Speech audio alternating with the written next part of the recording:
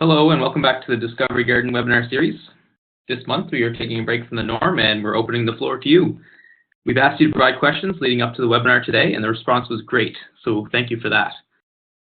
With me today, everyone's favorite developer, Dan Egan, returns this month. Dan's going to be addressing as many questions as he can today. As you are all aware, Dan is very well known in the Islandora community and he has been working in multiple projects in many capacities over a number of years. So as always, as you just heard, I pressed record. We'll be recording this webinar and I'll send out a link to access it later on today. Again, as always, your mics are going to be muted for the duration of this session. So if you have any follow-up questions based on the questions we're addressing today, please type them into the chat window. And if there's time, we'll address them as we can. So my name is Adam Smith and I'm the Business Development Associate here at Discovery Garden. I've been with the company for about a little under 2 years now. I've had the chance to speak with most of you. For those of you that I haven't had the pleasure of meeting yet, I look forward to doing so in the near future. For the webinar today, we're going to start with an overview of Islandora and Discovery Garden as always. After that, I'll introduce again our guest speaker, Dan Egan, who's going to lead us through the Q&A session today. So following Dan's presentation, as I mentioned, we're going to open the floor to any additional questions. And again, please type them into the chat window as you see fit. And with that, let's begin for April. So as I mentioned, let's start by talking a little bit about Islandora for anyone who might be new to the community. The Islandora open source technology stack consists of 3 core components: Drupal, Apache Solr, and Fedora Commons. The stack also includes a lot of utility components and dependencies as well. So Islandora, in essence, is a very large open source software stack and it includes many applications. The developers of Islandora and the community that supports it are experts at integrating third-party tools into Islandora. So now we'll move on to talk about the core components individually, and we'll start with Drupal. Many of you are already familiar with Drupal, as it is a leading open source content management system. It has over 30,000 user-contributed modules from almost 100,000 active community members or developers. Now, as you know, active community members are vital to any open source project, and the same can be said for Drupal. So people are invested in Drupal, and that leads to ongoing development and ultimately success.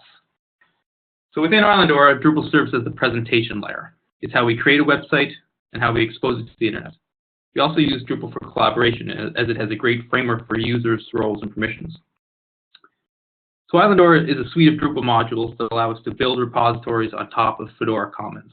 Now, these modules make it possible to build, populate, and configure a digital repository without the aid of a developer. So up next is Apache Solr. Apache Solr is used for discovery within Islandora. Solr is very powerful, very flexible, and very configurable. It's used on some of the most heavily trafficked websites and applications worldwide.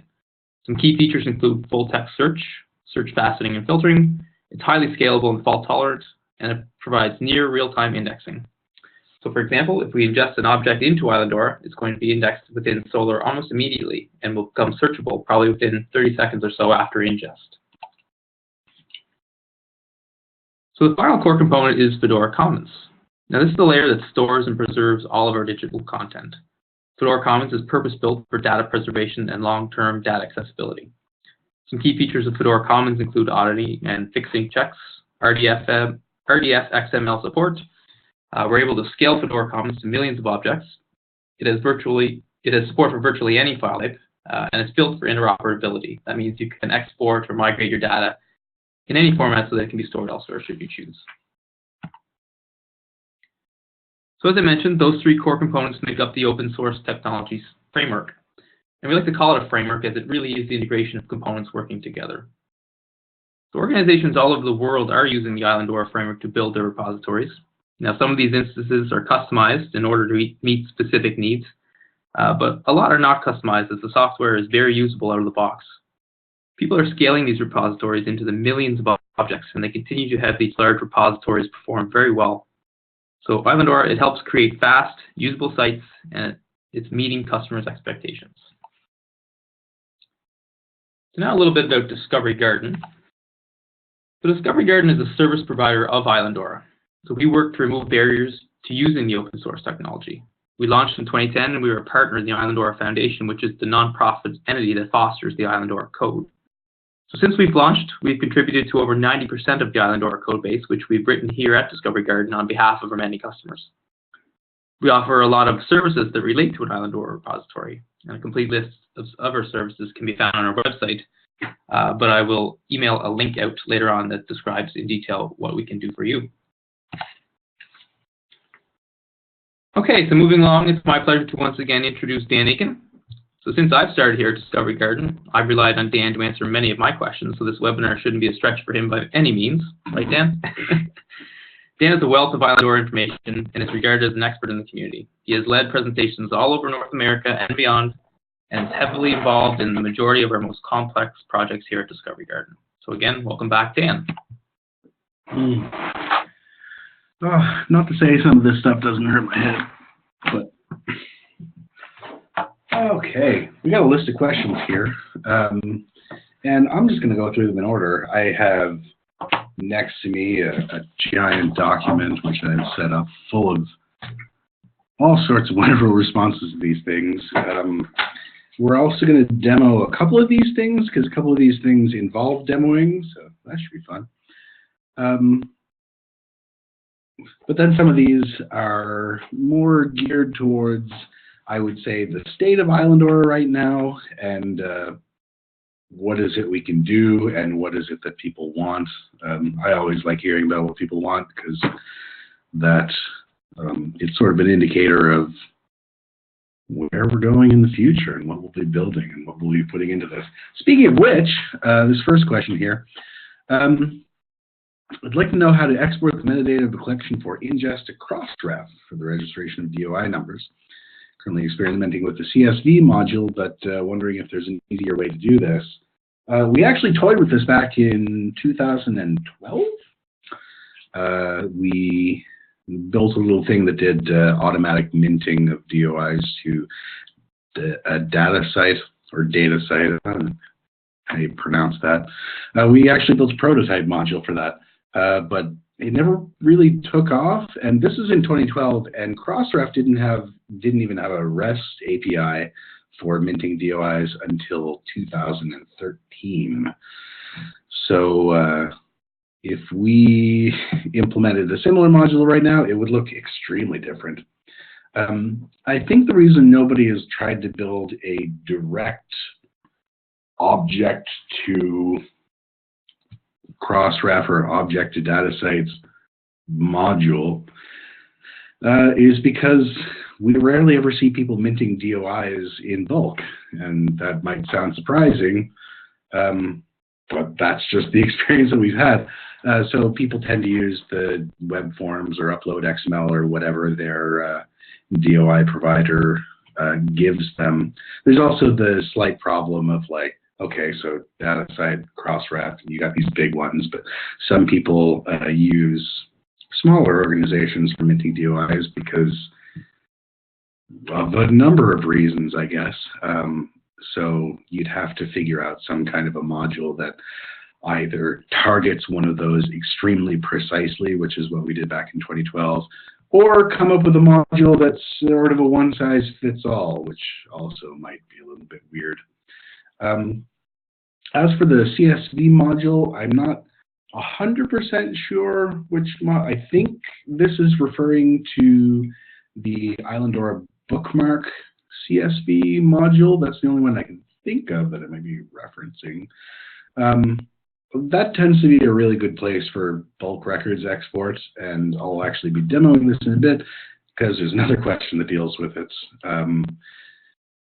As long as what your particular provider is looking for in their data is in Solr, then you're pretty much good to go. Although I will say that in our Solr records that we build for people, we don't typically store the full URL to any particular object. We store the PID, and we might store the base URL for, but we expect that to be constructed on the other end somewhere else. So if you actually wanted to send records off to Crossref or something like that, you'd have to be storing that full URL in Solr, which is not that hard to do in Gsearch, but it's just not something we've ever bothered to do, I guess, mainly because it could get weird and complicated. Like, what if you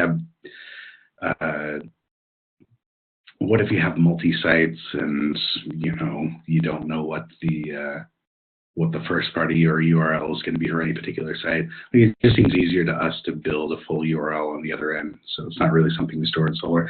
But if you were capable of storing in Solr, then definitely you could export it to CSV with the bookmark CSV module and then send it off to whatever organization. I see there's some questions, although they disappeared almost immediately because such is the screen. I'll look at them afterwards and we'll go through them. I'm going to plow through these questions right now and then we'll get to the stuff that's popped up in the chat afterwards. Question number 2, how to configure a content model. For example, our Internet Archive book reader to provide support for a new data stream type, specifically in this case, a data stream ID of transcript with a text plain MIME type that appears as a valid data stream when people are ingesting an object. There's not really any reason currently that you couldn't upload just an arbitrary data stream called transcript to a book object that uses an ID that's not described in the book content model's DS composite model. That's always something you can do. Maybe this is a good time to start demo time. How do I exit? Is that, or should I unfull screen? Yeah, that's probably better. Let's head over to the sandbox here. Sure, Tower Bridge at night. Why not? Actually, I will probably need to log in to the repository before I start making changes to it.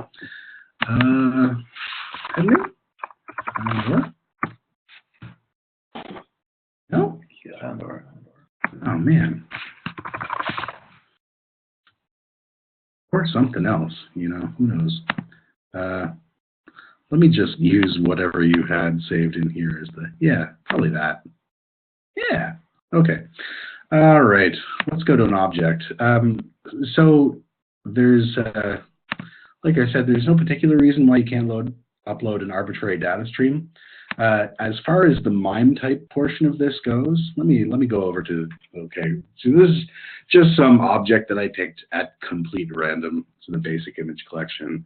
If I head over the list of data streams, you see there's some data streams in there. I mean, as soon as this page decides to load, you see there's some data streams in there, but there's also an add data stream link. There's also a lock object link, which I will probably need to do before I try to upload something. So I'm going to lock this object and then add just an arbitrary data stream. Again, there's absolutely no reason why you can't just upload a data stream that has an arbitrary identifier and have that exist on the object. And we actually do that occasionally. Like the technical metadata data stream, for example, has sort of become canonized in Islandora, but really it's not. Like, it's not part of any of the content models. It's just an arbitrary data stream that exists on objects. The question of how do you get it to be a text plain MIME type? MIME type detection in Drupal and extended MIME type detection in Islandora happens pretty much entirely based on the extension given to a file. So if you extend a file with .txt at the end of it and upload that, extend a file with .txt and then upload it, that will come up as a text plain MIME typed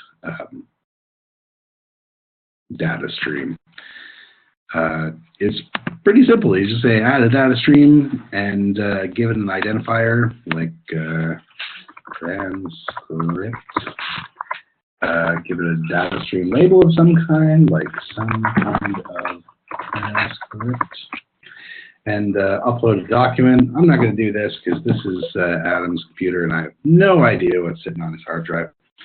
But pretending that I did finish this, That's pretty much all there is to it. You would then have a transcript data stream on this object.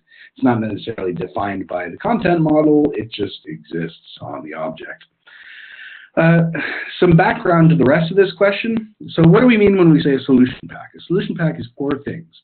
There is a base viewer of some kind. Actually, okay, so like we go into the image collection and view an image. What is the image solution pack? Well, the image solution pack comprises a viewer, which is what allows us to view this image here. It also contains a series of ingest forms. So if we want to upload a new image, we're able to upload the archival copy of it. It includes an XML form so that we're able to fill out some, pretty much in all of them, it's mods XML, some base XML. And then the last thing that's part of a solution pack is some stuff on the back end that does derivative transformation. So you take the archival copy of whatever you have and turn it into this smaller version of it, or this thumbnail image that we get out here. So that's 4 things that you get in a solution pack. You get an upload form for stuff, you get XML form for uploading metadata, you get a viewer, and you get derivative transformations.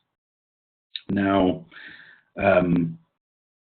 how do we extend these these solution packs? Well, extended functionality for solution packs is done with other contributing modules that sort of hook into the base module and add extended functionality. So, for example, when people decided that the base PDF, I mean, when you look at a base PDF, all you actually get is an image copy of the first page of that PDF, which is not exactly very fancy. So rather than be stuck with that base image copy of the PDF, like, I don't know, maps and transport, sure. This is the PDF.js viewer, which is a separate viewer that was developed so that rather than clicking on a medium-sized copy of the front page, you could actually be brought to a full viewer where you could view the full PDF. There are also additional XML forms available for download, like XML form definitions. That's how you extend the ability of metadata.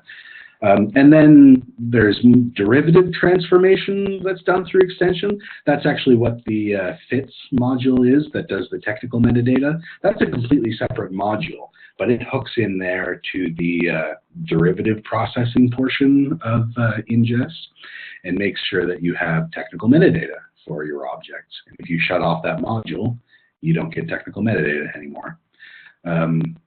Then we have other stuff like the Islandora Mark XML module, which adds another step to the irregular ingest steps, allowing you to upload Mark XML. That's typically how we mess around with the ingest process, is through separate custom modules that say stuff like, okay, add another step to the ingest process, or add another derivative to the derivatives, or add another viewer to the list of viewers for this type of thing. There's no base configuration inside the solution packs that allows for this extension. The purpose of the solution packs is to be the smallest, most encapsulated possible version of the requirements for a particular content type. And then the sort of philosophy of Islandora is, if you would like extended functionality, extend that functionality through other modules that make changes to the way things work. Again, that doesn't mean that you can't upload a transcript data stream to something. That's not going to hurt anything. And again, if you don't upload, or if you upload a data stream with .txt at the end, you will get a text/plain line type, which, if that's what you're looking for, that's where you do it. Moving on, because I'm spending a lot of time on questions 1 and 2, and there are more questions here. Guidelines or advice on tuning MySQL. Running Islandora 7, we've had to make several tweaks to the myCNF file. which is initially quite minimal. Modifications involve increasing the size of the buffer pool to get rid of lock table size errors. But I'm sure there's other parameters that could be configured for optimal performance. Has anyone gathered this sort of information? In a document, no. However, I went and gathered that information for this because that's always fun to do. And by gathering that information, I mean I bothered our systems guy until he spilled the beans. So what he came back to me with, and this all sort of makes sense to me, for typically if we're doing a development site or a staging site, we just use stock settings because who cares if everything blows up. If it's a production installation, typically the things that'll get increased are both the buffer pool size as well as the number of instances that the buffer pool has available to it. It also increases the size of the log file, which yeah, the size of the log file, not just in MySQL, but in a whole bunch of things across the board, can really make a change in how much resources is being taken up by writing that log file all the time. You may also want to take a look at that with like Tomcat in the Tomcat installation. There is we typically use Log4j is the system that we use to make logs cycle, and the frequency with which they cycle, as well as how big they're allowed to get, as well as the type of things that are being logged, all have a huge performance impact. So that's another thing, like logging level of information is fine. If you've got it set to debug, then you're going to see some slowdowns. The other thing is the maximum number of connections that are available to MySQL. Make a change to that so that people aren't waiting on the database to get things out of it. Beyond that, what I was told was our configurations for MySQL are mostly per site, and they pretty much involve just keeping tabs on what resources that MySQL is hogging and increasing the amount of resources that are available to it, as well as running MySQL Tuner periodically. MySQL Tuner is extremely useful. It keeps on top of that kind of thing and automatically tweaks your settings based on behaviors that it's noticed or behaviors that it is currently noticing. I don't know, we're pretty old school here over at Discovery Garden, so I'm sure our systems guy is just running top and watching the numbers fly by like he's watching The Matrix or something. Yeah, that's about all the base advice I can give you for MySQL is modify those four things, the two parts of buffer pool, the number of instances and the size, log file size, maximum number of connections, and then periodically run MySQL Tuner. Those are the base settings that you want to mess around with. The fourth question, we're going to get into demo mode here again. Is it possible to create a CSV export that will incorporate more fields than given in the search results? There is indeed.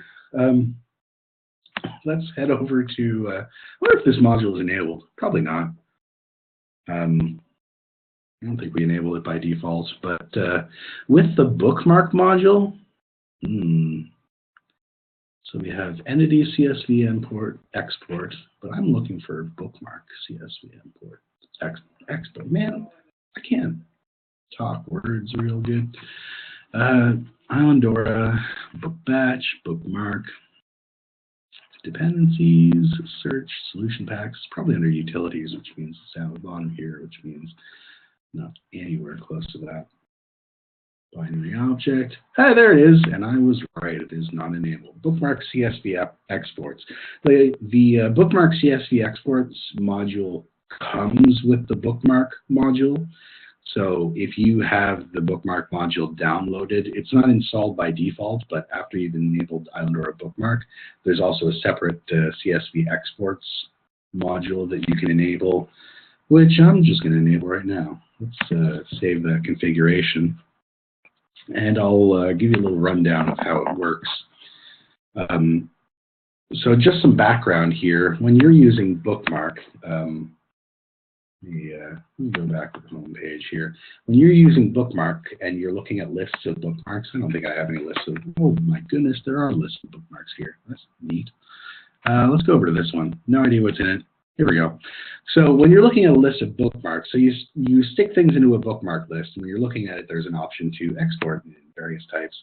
There's a CSV one down here, but there's nothing really special about that. I think the only things that come out of that are a title and a PID, which probably isn't very useful. However, if you've got this CSV bookmark export set up, under, where would it be? Under Islandora, under utility modules, under bookmark, here we go, CSV exports. You're able to set up configurations of CSV exports of data from Solr. And you can set up several of them for whatever different weird purposes you want. So let's set up a test one. Test export, we will call it. And its machine name will be test export. Good. Have that in there. Great. So we have a new CSV export configuration called test export. This is what the configuration page looks like in here. We have a multi-valued delimiter, which means that if it's a Solr field that can potentially contain more than one value, how do you separate those values? \n means a new line for those not in the know. That's it's an escape character, meaning just stick it on a new line. A description to use for this: cool text export! Exclamation point. Fields to be exported. This is the important portion of it. This is where you kind of need to know what data is inside Solr for you. So for example, I'm sure we have a title in here, so mods title, info title, and our multi-valued Solr field is called MS. So let's put that one in there. So comma, mods, subject, topic, MS, mods, abstract, MS, mods, name personal, name part, MS. Yeah, that's for good real fields that I believe exist in the metadata here. The mods, the title, topics, abstract, and names of actual real humans that were involved in the creation of something. The bottom part, I will admit to being a little bit confused about. This will be used to pull content when generating the CSV for export. I'm going to need to ask some questions to somebody around here on what on earth that means and why the description of it is so terrible. I expect, however, that this is an autocomplete field of some kind. So if I put in a T, do I get a list of? Yes, I do. Look at that. Mods. I don't know. Abstract. Let's see what happens if I do that. Summary. Interesting. No, but we're not going to use that. Okay. Oh, can I add them in that way? Is that what this is for? Oh, my goodness. Well, okay. So now we know what that's for, but that's really, that's silly. Why is that? Okay. Oh, my goodness. All right. So I'm going to leave a little space in there. So apparently we have a little field that allows you to add things into the fields to be exported. That's fantastic. Let me save this configuration. Oh, here we go. So we've got a brand new cool test export. We're exporting 4 different fields in our CSV. And let me go back to my list of bookmarks here. and I'll go to this list of bookmarks, which appears to have things in it. And if I go to my export formats, I notice my brand new bookmark CSV cool text export is down here. And let's export all of them. I get a CSV file, and if I open that up, man, look at all that metadata in there. So yeah, I mean, this looks a little bit gross, but yeah, it's just a CSV file with all 4 of these things in here. We've got our, in Langova, we've got our list of topics, we've got our abstract, and our title in here. That's all that metadata exported as CSV for all the bookmarks that we selected. So you can set up a whole bunch of different configurations with this, and you establish the fields based on whatever you need for particular situations, whether it be exporting for DOI or some other identifier like the CSV formats that are required for that, or what have you.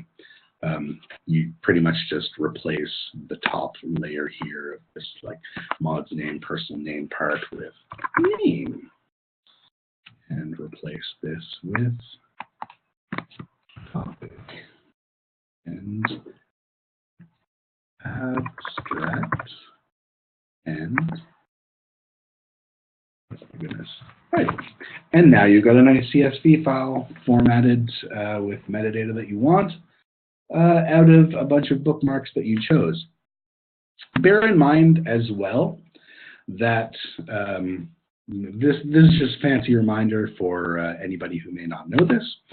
If I go to my configuration for the Solr index under Solr settings here, one of the methods of displaying Solr results is as a bookmark list.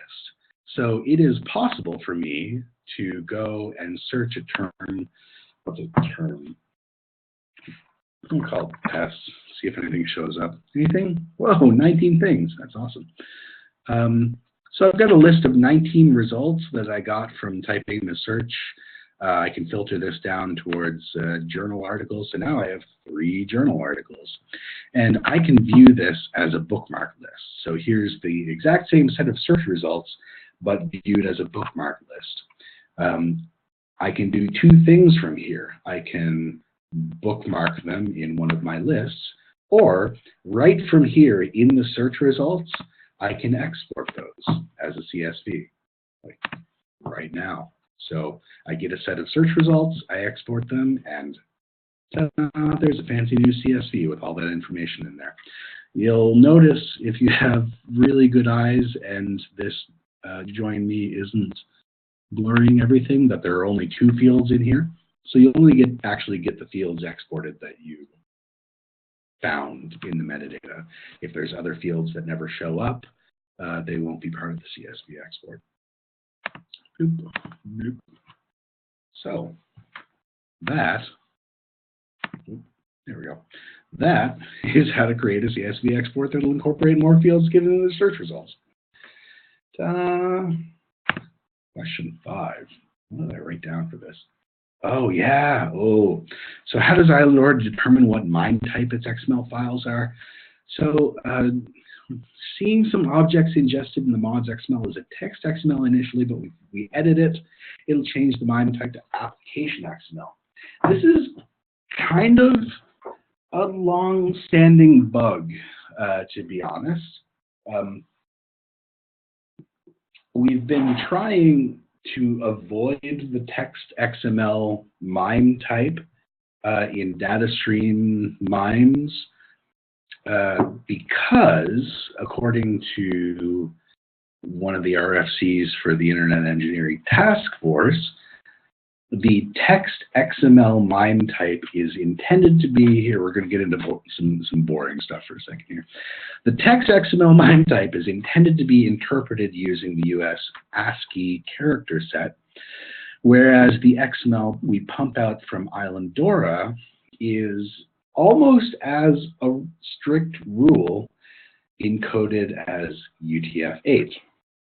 If you're using text XML but encoding in UTF-8, you have to declare that character format in the XML declaration up top, which we do but also we still consider our XML to be application XML mimed, simply because that clash of character set and MIME isn't always handled well by applications. It's typically handled just fine by browsers, but occasionally when you I'm sure Oxygen handles it just fine as well, but there are some applications out there that we've seen that mangle XML, or especially some of the older XSLT processors don't handle things very well when you're declaring a specific type of MIME and a specific type of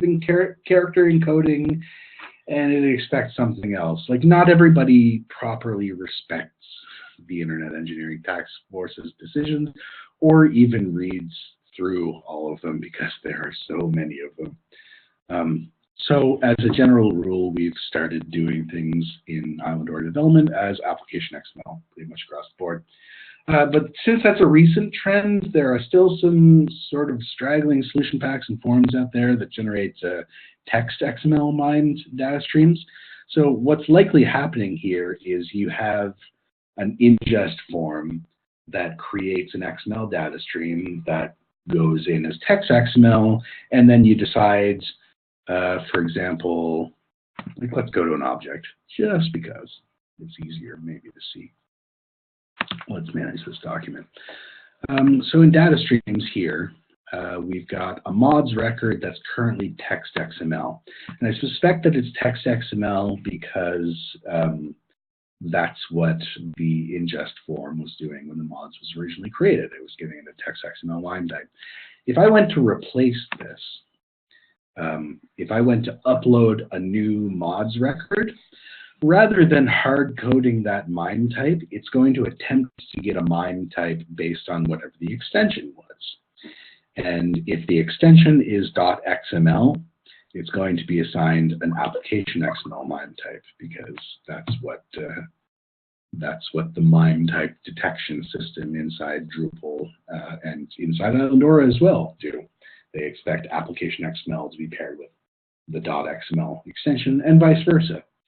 So if I was to upload a new mods record through this, I can guarantee you that this text/XML would be replaced with an application XML MIME type. I think that we have recently fixed this in the XML form builder. I wouldn't guarantee it, but I'm fairly certain that unless I'm remembering things incorrectly, that this is a recently changed behavior. And if I'm also not mistaken, I believe last year we went through and fixed a series of modules that were creating text XML data streams where you would expect application XML. So I believe if you were to update the Islandora XML forms module, you should be getting application XML. Either way, application XML is what we use across the board, just to make sure, again, that we're playing nicely with applications that are trying to interpret things as UTF-8 and not trying to interpret things as US ASCII, because there are subtle differences between the two. Not just subtle differences, some very, very obvious differences between the two, besides the fact that ASCII is way, way, way smaller and doesn't account for so many of the things that you can potentially see out there in the wild. Anyway, I will say that that's my initial recommendation is update Islandora XML forms. To round off the question, what effect does this difference have on Islandora's behavior? No, nothing. It's we internally inside Islandora, we rarely, if ever, care about MIME types. We typically don't check them, especially for XML.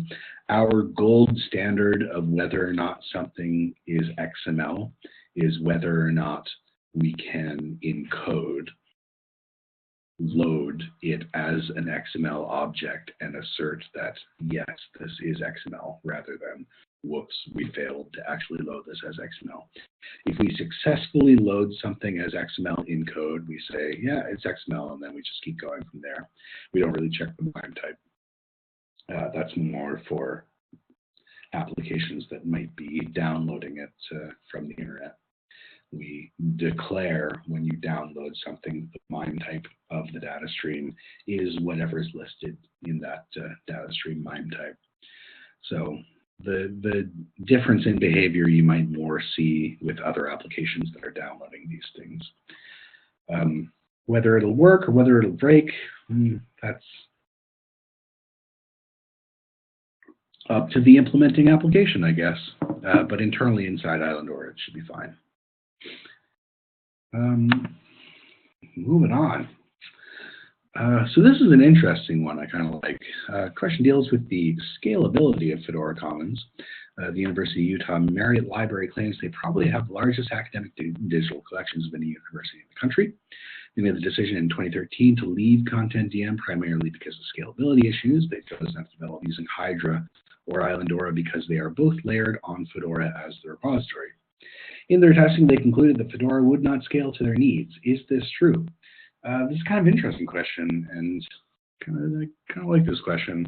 I would say that about 3 or 4 years ago, this would absolutely have been, I mean, if they were leaving in 2013, doing math in my head, it's been 4 years since 2013. Thank you, brain. About 4 years ago, yes, absolutely. I think scalability was at the forefront of a lot of people's minds, and a lot of people were doing serious load testing with Fedora and trying to figure out exactly what it was capable of, especially like the 3.7.3.8 version of Fedora. And I actually recall in some of my own travels doing seminars all over the place, like this is a common question that comes up, especially for big organizations. Back then, back in 2013, the focus of development in Islandora and Fedora, I can't really speak for Fedora, I guess, but I can speak for the development of Islandora at least a little bit. The focus in the development of Islandora seemed to be to build up the breadth of functionality. So whereas we started out with basic solution packs, we then moved on to, I don't know, we moved on to things like making sure that we had stuff like technical metadata extraction or various viewers that suited people's needs, or making sure that derivative generation was happening, making sure that we have a breadth of XML forms, just making sure that utility of Islandora was there as a thing that made it attractive for adoption. At that time, Islandora was being used by small organizations that had a few objects being ingested. You know, we had organizations that were ingesting objects in the thousands because that's all they had the ability to do. And we did testing, and we saw people doing testing where they went up to tens of thousands of objects, and that was getting ridiculous. And then we got people up to hundreds of thousands of objects. So since that time, I guess this is what I'll say. Since that time, there have been a number of improvements over time to increase scalability, none of them necessarily to do with Fedora itself.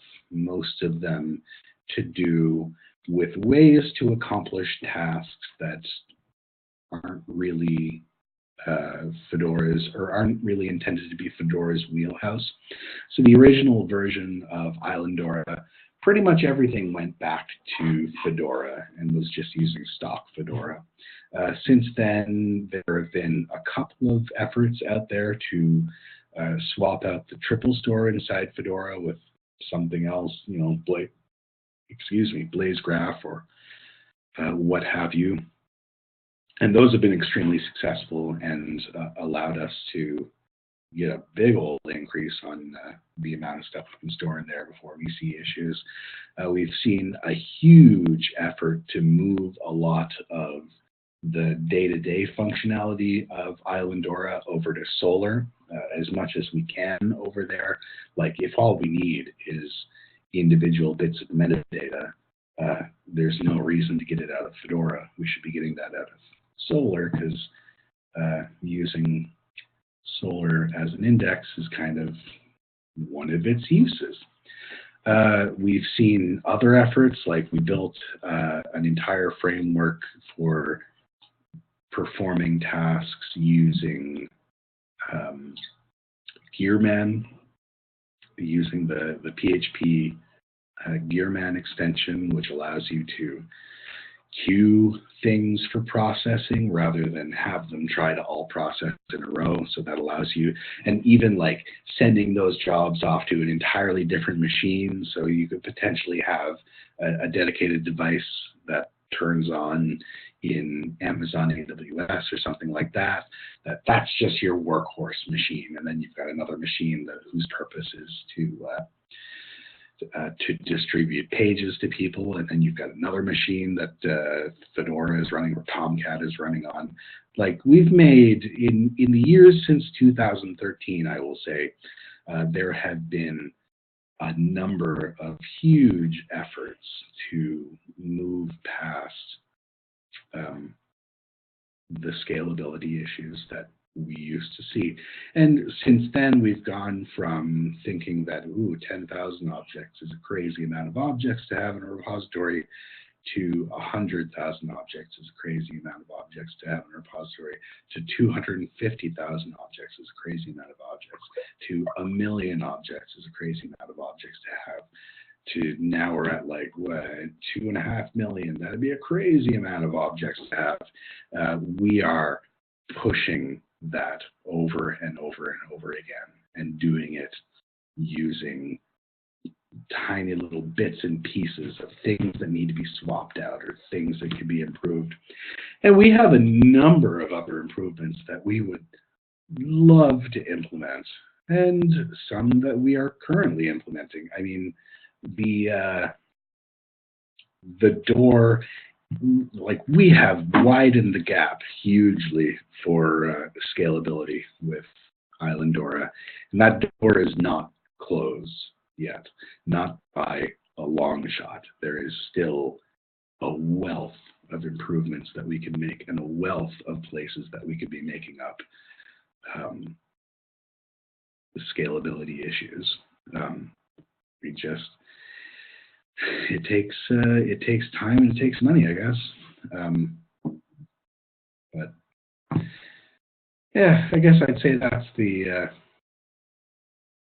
the long form answer to that. Is we've been improving scalability wherever we possibly can, and we have a number of things just sitting there on the back burner for more ways to increase scalability, and it's just going to keep going up. We have, I don't know if it's codified anywhere here, but we'll say there's a sort of an ethereal wall that's just full of potential stack improvements or performance improvements that just need to be implemented once the current improvements of the stack get implemented and completed. Oh, excuse me. Some water after that. So gosh, to answer the question, is this true? Say, depends. If you are going with a completely stock installation of Islandora, with a stock installation of Fedora, and a stock installation of Gsearch and Solr, then yeah, it's not going to scale. If you use all of the improvements that are available to you that have been developed since then to try and overcome these issues, then yeah, we can make it scale. and we can continue to make it scale. Yeah, the end. Or, not the end if you got more follow-up questions for that. Question 7. This is a sort of a weird one, but I'll answer it as best I can. Islandora sometimes doesn't generate double and core derivatives. For example, an object that it has changed the title in mods record. We regenerate the derivatives, receives a success message. All derivatives except the DC data stream seem to have regenerated fine. Because some display elements pulled from DC, we have 2 titles showing up for the object, an old one and a new one. Is there a way we can force DC to regenerate? So there's maybe some sort of weird things going on here. There is also bear in mind that there is a title, not just in the double and core metadata or in the mods record or whatever else, but there is an actual label on the actual object itself that is separate from any other metadata record. So the typical process for this, the typical way that this goes through is you make a change to the actually, I may as well just show you. Why don't we go into some form builder stuff here? I mean, while we've got a copy of this site up, let's go into Islandora. You want to load for me? There we go. Let's go into form builder. I don't know. Let's just go to random association. So this is a form association. So you have an XML form of some kind, which is where intended to be your primary entry point for metadata.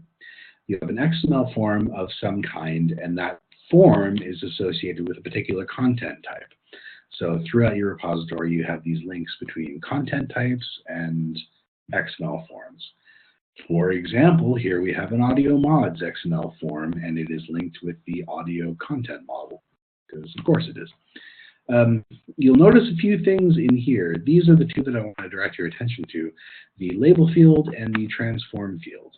The label field is where we get the actual label for an object, where we pull it out of the XML. The transform is how we get to double and core from whatever type of XML it is that we're getting. So the typical process for this is you edit something, you edit an audio object using the audio mods form, and what happens as a result is, number 1, the label gets changed. It pulls whatever is in the title info title out of the label, or out, and applies it as the label. Then it runs the XML through whatever XSLT you've got set up here, and it transforms it from the old format to the new format, which is double and core. That's the general process for generating a label for something and double and core for something. The title that you see on an object doesn't come from, I don't know, like for example, if I go to this Tower Bridge at Night, the words Tower Bridge at Night, that is the label for the object. It's not being pulled from the metadata, it's not being pulled from the mods metadata, and it's not being pulled from the double and core metadata. Same as the label that shows up here if I go to look in here. That is the label of the object, Tower Bridge at Night. If I went to, for example, let me manage this thing. So in my list of properties, I can actually mess around with this label, completely independent of the rest of the metadata. I can be like, some other done label, and update the properties for that. And now,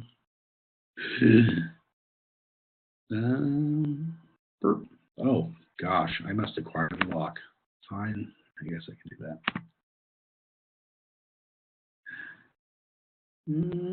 Any second. There we go. So let's try this again. Let's try this. submit this form, and there we go. We now have a brand new label. Ooh, we should fix that encoding issue there. We now have a brand new label for this object. However, if I go back to the metadata over here, it hasn't changed. Actually, you can see it hasn't changed because we only have one version of the mods. And that mods record contains a title, and that title is Tower Bridge at Night. The other thing you might notice if I go back here to the properties, you mentioned regenerating derivatives. The other thing, bring me over to the properties page, please. There we go. If I hit regenerate all derivatives, it's going to churn through a few. Buttons don't appear to be working for me right now. Okay, let's regenerate these. So regenerating all derivatives for let's try this again. You'll get a few different derivatives, but what you won't get, as you've noticed, is a change in the label. You also, if we look at the list of data streams, any second now, we don't have anything new in the mods, still Tower Bridge at Night, and we still only have one version of the Dublin core, which still has the old Tower Bridge at Night. The reason this is, ooh, fun function down here.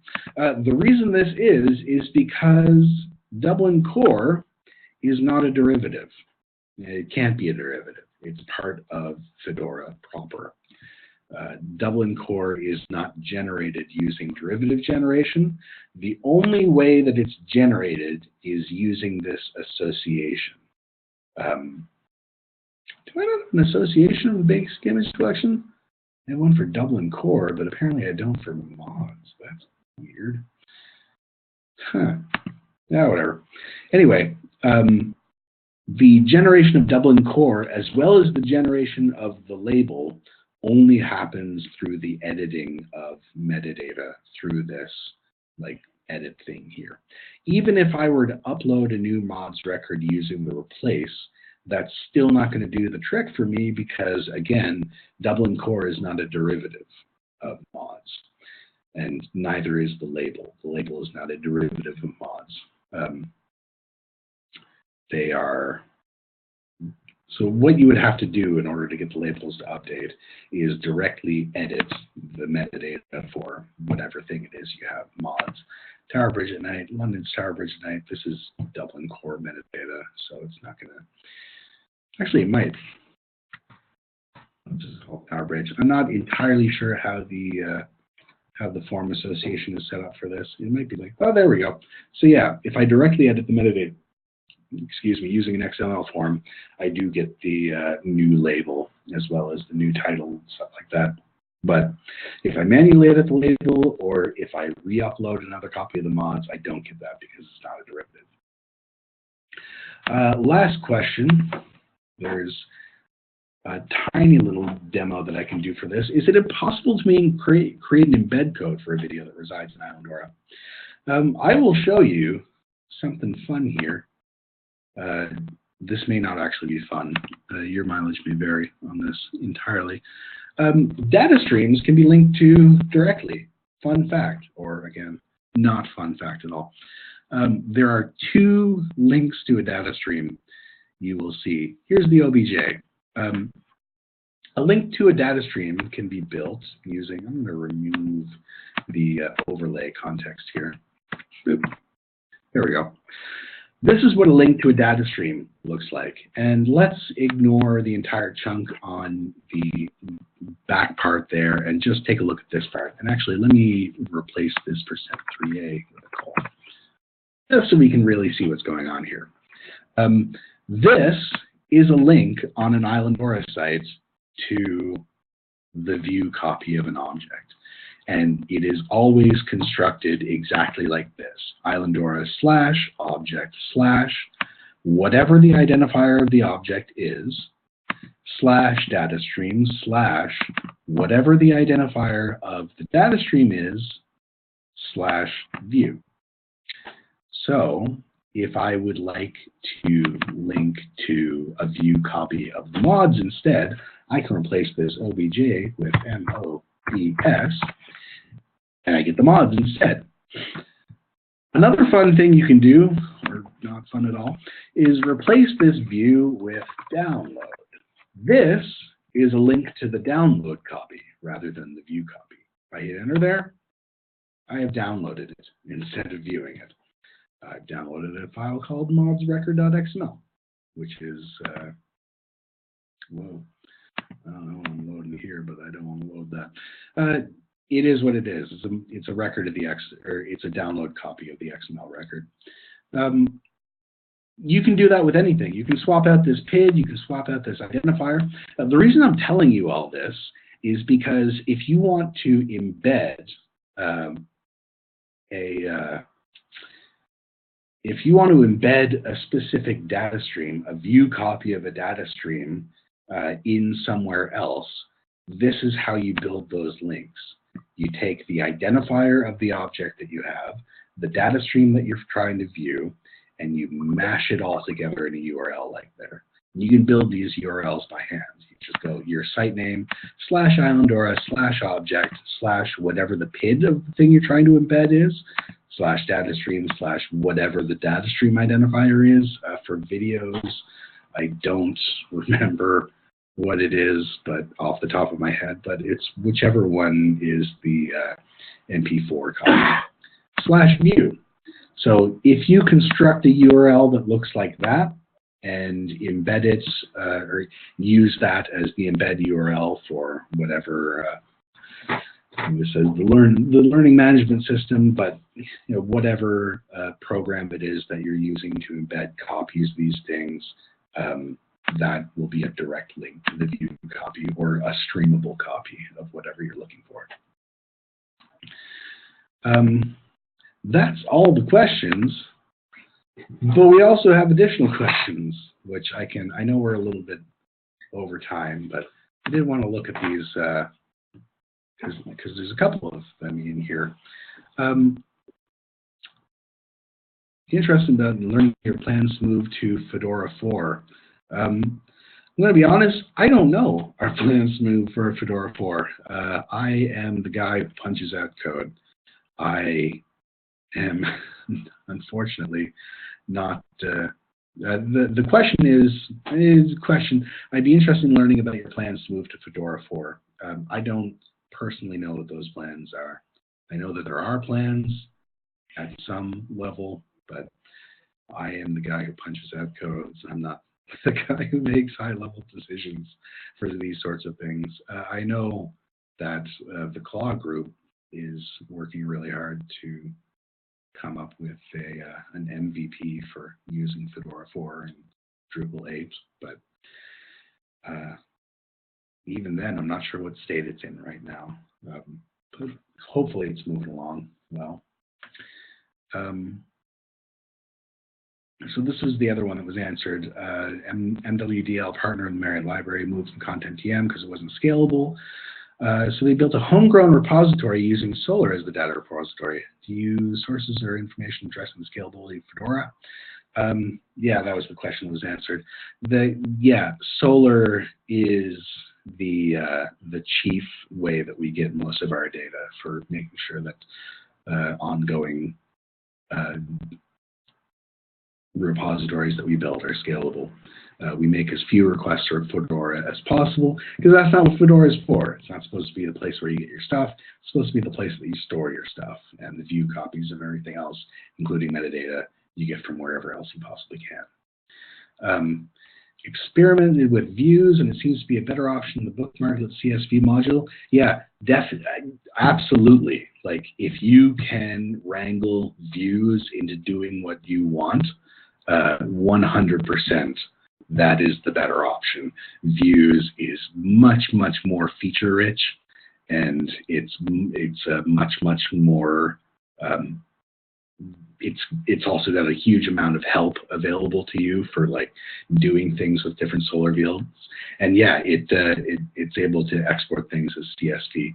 So 100%, I'd say that the views module and the Solr views module is slightly more advanced than using the Bookmark List CSV module. So if you're looking for something quick and dirty that you can do in just a little bit to export some CSV for you, the Bookmark or the Bookmark CSV module is there for you. If you really want to get your hands dirty and make something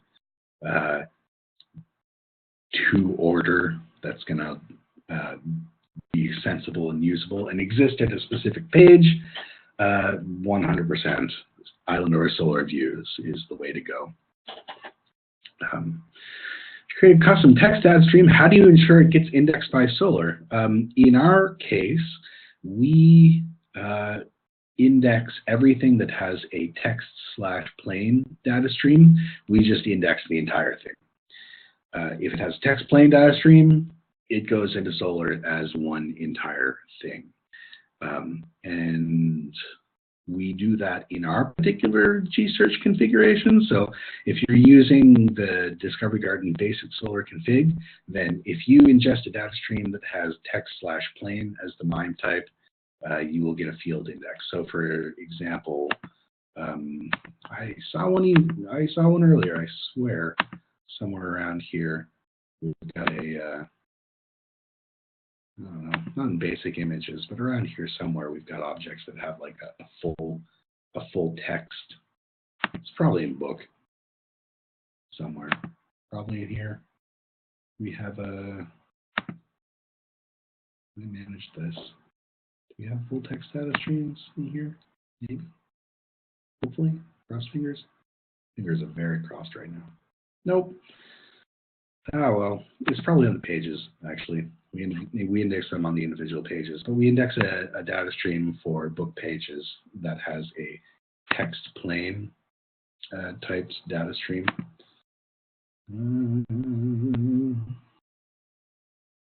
Please tell me it's there. Yeah, here we go. So we have an OCR data stream there. Looks like OCR text extraction didn't go very well because we only got 1 byte worth of data, but it's MIME typed as text/plain. So, you know, like I said, anything that goes in as text/plain gets indexed using the basic Solr configuration that we built as its own individual field, just called like OCR_T. If you upload a file that has a .txt extension, it'll get indexed, or it'll get put into your object as text/plain, and it'll get indexed into Solr using whatever identifier you give the data stream, OCR or full text or who knows. That's all the questions that were put there, but you know, yeah, more questions. Great. We're a little over time, but thanks for bearing with us. I still see we have a few on board. I think that went good. How will we do it again next month? We'll do something similar next month. We'll look at some questions and we'll get some feedback. To you through our resources such as Dan. If you're like me, you'll think of questions after the call ends, so feel free to shoot me an email or contact us at the info@discoverygarden.ca link. We're here to help, so yeah, at any time, please reach out. Thank you for joining for our April webinar, and we look forward to doing it again next month in May. Bye, everybody. Oh.